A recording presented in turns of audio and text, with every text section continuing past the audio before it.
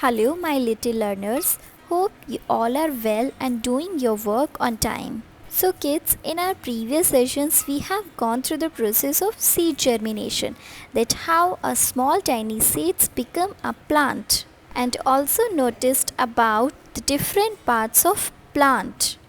So, kids, when we walk around the street, we see many types of trees, and these trees having different types of leaves as well. So, today we'll learn about different types of leaves in our surrounding. Let's just begin now. See how cute these leaves are. You know, kids, a leaf plays very important role in the growth of plant.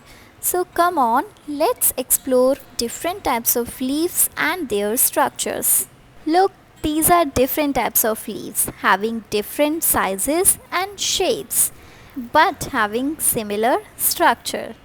Now I know that you all are wondering that if they are different then how they can be same.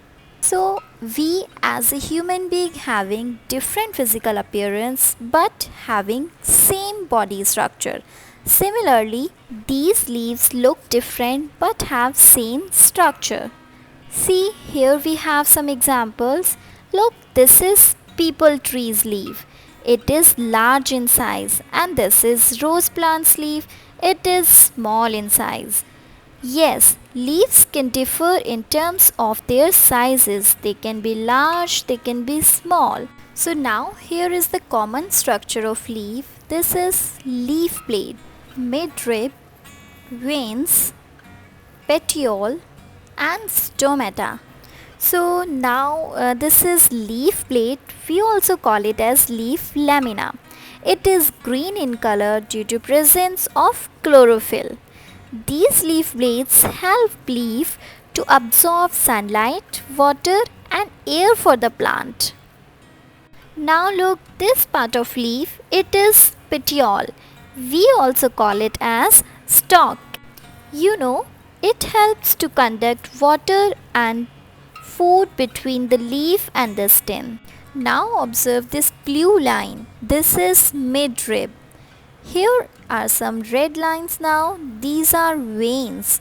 Veins provide shape and the support to the leaf. These veins also carry out water, minerals and food for the leaf. So kids, now observe these small pores. These tiny pores are stomatas. They are on the surface of leaf, and these stomatas help leaf to exchange the gases with the environment. That's all about the structure of leaves. Now let's just continue to the different types of leaves in our surrounding.